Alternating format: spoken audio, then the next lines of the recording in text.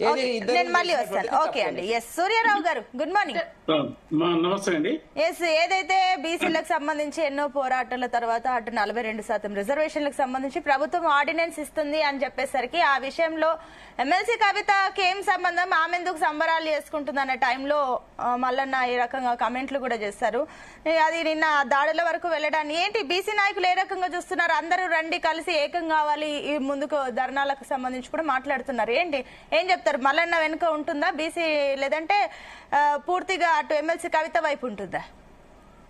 ఇది ఇప్పటి వరకు అందరూ మిత్రులు ప్యానెల్లో ఉన్న మిత్రులు అందరూ మాట్లాడేది విన్నాను. అందరు కూడా బీసీ సమాజ్ తరఫున నమస్సుమాదాలు తెలియజేస్తూ ఇక్కడ విషయం ఏంటంటే మేము కవిత తరఫున ఎందుకుంటారండి బీసీ సమాజం మల్లన్న తరఫునే ఉంటాం, మల్లన్న వెనకాలనే ఉంటాం. బీసీల కొరకు ఎవరైతే పోరాడతారో బీసీ వ్యక్తుల వెనకాలనే బీసీ సమాజం ఉంటది. ఇక్కడ విషయం కూడా గమనించింది ఏంటంటే కుల అహంకారం అనేది బాగా పనిచేస్తుంది. ఇంతాక వెంకటరెడ్డి గారు వెంకటస్వామి గారు మిత్రురాలు వీళ్ళందరూ మాట్లాడినారు కదా, వీటన్నిటికీ ఆద్యుడు కేసీఆర్.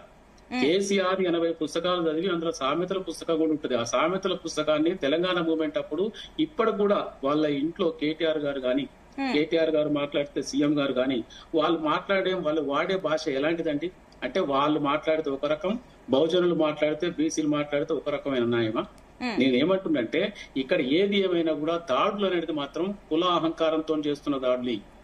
ఏదో ఒక ముచ్చట తీసుకొచ్చి కుల అహంకారంతో చేస్తున్న దాడులు గుర్తుపెట్టుకోండి. అంటే వాళ్ళు బతుకమ్మ ఆడితేనే బతుకమ్మకి లైఫ్ వచ్చినట్టు, వాళ్ళు ఉద్యమం చేస్తేనే ఆ ఉద్యమానికి లైఫ్ వచ్చినట్టు, వాళ్ళు వేరే ఏదైనా పని చేస్తేనే ఆ పనికి లైఫ్ వచ్చినట్టు. ఇది అన్యాయం. ఇది వినరా? అంటే ఓకే మీరు చెప్తే ఒక నిమిషం అండి, సారీ అండి మిమ్మల్ని ఇంటరప్ట్ చేస్తున్నందుకు సూర్యరావు గారు. ఎందుకంటే ఇప్పుడు ఏదైతే బీసీలకు సంబంధించి ఇప్పుడు నిన్న జరిగిన ఏదైతే కమెంట్స్ ఉన్నాయో తీర్మార్ మల్లన్న మాట్లాడిన మాటలు కావాలంటే నేను ప్లే చేస్తాను, ఒకసారి వినండి. ఆ తర్వాత నేను మీ దగ్గరకు వస్తాను. ఎస్ పీసీఆర్ ఒకసారి బయట ప్లే చేయండి. ఫుల్ టెక్స్ట్ చేస్తారా? చాలా ఒక నిమిషం, లేదు 30 seconds వీడియో ఉంది, ఒకసారి వెయిట్ ప్లీజ్ వెయిట్. ఎస్ ముఖ్యమంత్రి గారు ఆర్డినెన్స్ ఇస్తున్నామని ఆయన నిర్ణయం తీసుకోగానే కల్వకుంట్ల కవిత గారు ఆమె రంగులు గులాలు పూసుకుంటా ఉంది. దునబోతింతే దుడ్డెను కట్టేసినట్టుంది కథ. బీసీలకు 42% ఆర్డినెన్స్ వస్తే నీకేం సంబంధము? నువ్వు బీసీయా? నీకు నాకేమైనా సంబంధమా? కంచం పొత్తుందా? మంచం పొత్తులు ఉన్నాయా మనకేమన్నా? రైట్, నువ్వు పండుగ చేసుకునేది మాకు అర్థం కాలేదు. ఎస్ సూర్యారావు గారు, సో విన్నారు కదా, కంచం పోతుందా, ఒక నిమిషం, కంచం పోతా మంచం పోతా అన్న కమెంట్. మీరేమో బీసీలు అందరూ కూడా ఖచ్చితంగా మల్లన్న వెనుకనే ఉంటామని మీరు అంటున్నారు. సరే నేను ఒక బీసీనే, కానీ మీరు బీసీల వైపు ఆపాదిస్తున్నారు. ఎందుకంటే ఇది వ్యక్తిగతంగా పర్సన్ టు పర్సన్ మాట్లాడుకున్నారు. మంచానికి కంచానికి అని ఒక మల్లన్న అనే వ్యక్తి ఎమ్మెల్సీ కవిత పైన ఈ రకంగా కమెంట్ చేస్తారు. ఇది పర్సన్ టు పర్సన్. మీరు బీసీలకు ఎందుకు ఆపాదిస్తున్నారు ఈ విషయాన్ని? ఆయన ఒక సభలో పాల్గొన్నాడు, అది బీసీ సభ. అయితే ఆ టైంలో మీరు దాన్ని ఏకీభవిస్తారు, అలాంటి కమెంట్స్ ని బీసీలు యాక్సెప్ట్ చేస్తారా? బీసీల సభ మాట్లాడేటప్పుడు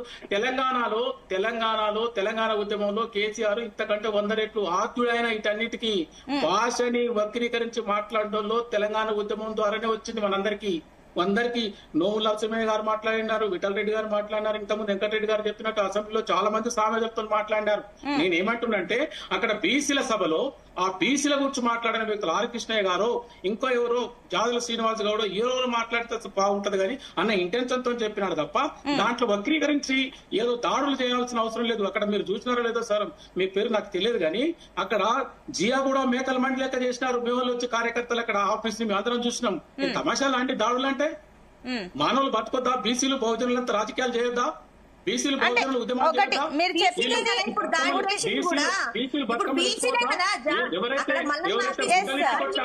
సూర్యారావు గారు ఒక నిమిషం, ఒక చిన్న సబ్మిషన్. ఇందాక నిషా గారు కూడా ఒక పాయింట్ అన్నారు, నిన్న దాడి చేసిన వాళ్ళల్లో కూడా చెప్పి సూర్యారావు గారు నిన్న దాడులు చేయడానికి వెళ్ళిన వాళ్ళల్లో కూడా బీసీలు ఉన్నారు. వాళ్ళకి బానిసలుగా ఉండాలి మేము. ఒక నిమిషం సూర్యారావు గారు, ఒక చిన్న క్లారిటీ. భాష ఏంటి అంటే మీ చేతిలో పవర్ ఉన్నదని, మీ చేతిలో మీడియా ఉన్నదని, ఛానల్స్ ఉన్నాయని, అన్ని ఉన్నాయని మీరు ఎట్లా చెప్తే అట్లా నడుస్తారని అనుకుంటున్నారు మీరు? ఒక నిమిషం సూర్యారావు గారు, ఒక నాయకుడు వచ్చి బీసీల పక్షాన మాట్లాడతా అంటే ఫ్లో లో ఒక వర్డ్ వస్తే దాన్ని అంతగానో మీరు రాద్దంతం చేస్తున్నారే. మీరు డీజీ మీరు మమ్మల్ని కొట్టి మీరు మమ్మల్ని మా మీద దాడి చేసి మీరు డీజీపీ ఆఫీసులు పోతారు, మీరు పోలీస్ స్టేషన్ పోతారు, మీరు చట్టం మీకు చుట్టమైందా? చట్టం మీకు చుట్టమైందా? మాకు వ్యవస్థలో మాకు హక్కులు లేవా? రాజ్యాంగ పరంగా వచ్చే హక్కులు మాకు సక్రమించవా? అంటే మీకే ఉంటాయి అన్ని, మీకే ఉంటాయా అన్ని వ్యవస్థలన్నీ మీరే దోచుకుంటారా? అన్ని దోచుకొని దాచుకున్న పైసలతో మా మీద ఇది చేస్తామంటే మీ మూకుటం అనుకుంటున్నారా? అది ఏదైనా మాట్లాడుతాం మీరు చూస్తున్నా మేము తమాషా చేస్తున్నాం. మీరు నాకు అర్థం కాదు. దాడులు మీరే దోచుకుంటారు. ఏమండి మీరు నాకు అర్థం కాదు. ఒక్కొక్క సామాజిక వర్గం నుంచి 43 మంది ఎమ్మెల్యేలు వచ్చి మమ్మల్ని చేద్దాం అనుకుంటున్నారు. మీరు తమాషా చేస్తున్నారు. మీరు మాట్లాడటం లేరనుకుంటున్నారా? ఏం మాట్లాడుతున్నారు మీరు? ఏం మాట్లాడుతున్నారు? ఏం తమాషాలా? కేసీఆర్ ఎంత దిక్కిందండి? ఆంధ్రలో ఎంత దిక్కిండు? ఆయన ఆంధ్ర పాలకుల కంటే 10 సంవత్సరాల పాలించిన వెలమ పాలకులు చాలా డేంజర్ గా తయారైనారు. అడిగేటోళ్ళు లేడా? మిమ్మల్ని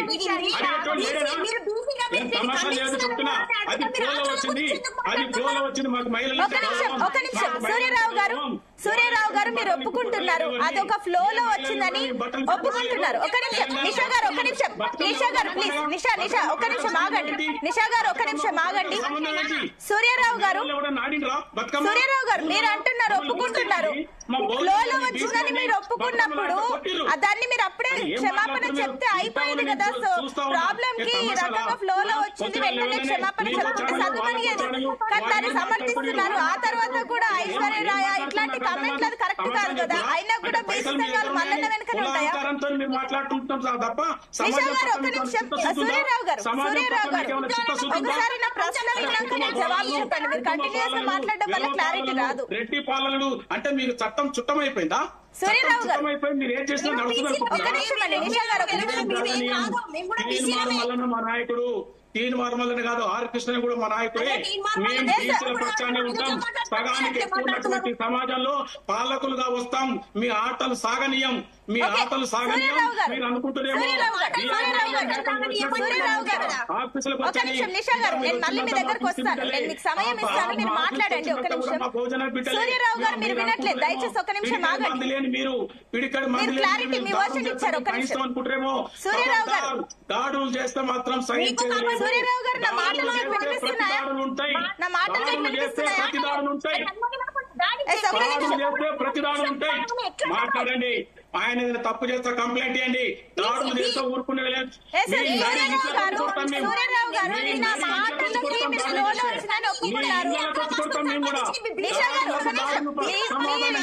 మాట్లాడుకోవడానికి మిమ్మల్ని ఇద్దరు ప్రతి విమర్శలు చేసుకోవడానికి మేము పిలవలేదు. ఇంకా ముగ్గురున్నారు మాట్లాడాల్సిన వాళ్ళు. మీరు ఈ రకంగా వినకుండా మీకు మీరే మాట్లాడతామంటే నేను టైం ఇవ్వను. దయచేసి ఒక నిమిషం ఆగండి. సూర్యారావు గారు దయచేసి ఒక నిమిషం ఆగండి. ఓకే, బీసీ సంఘాలకు లీడర్ గా మీరు ఇక్కడికి వచ్చారు. దయచేసి మీరు ఆ సంయమనం పాటించాలి. ఈ రకంగా మీరు పూర్తిగా వినకుండా మాట్లాడుతున్నారు. సూర్యారావు గారు, బ్రిటిష్ పాలకులనే మీరు వచ్చిన తర్వాత సూర్యారావు గారు మీకు అర్థమవుతుందో లేదో, ఇందాక నిషా గారు కూడా చెప్పారు నిన్న దాడి చేయడానికి వచ్చిన వాళ్ళలో బీసీలు కూడా ఉన్నారని. అండ్ మీరు కూడా ఒప్పుకున్నారు ఫ్లోలో మాట్లాడితే తప్పేంటి అని. దానికి ఒప్పుకోవాలి కదా, ఫ్లోలో మాట్లాడినప్పుడు ఒప్పుకోవాలి కదా, క్షమాపణ చెప్పాలి కదా. రైట్ రైట్ ఒక నిమిషం సూర్యారావు గారు ఒకసారి మ్యూట్ లో పెట్టండి దయచేసి. ఆగండి సూర్యారావు గారు, ఎస్ ఆయన మ్యూట్ లో పెట్టండి. ఒక నిమిషం వినట్లేదు. సత్యవతి గారు, ప్రతిరోజు దాడులు చేస్తాం. సత్యవతి గారు వింటున్నారు పూర్తిగా. ఒక బీసీ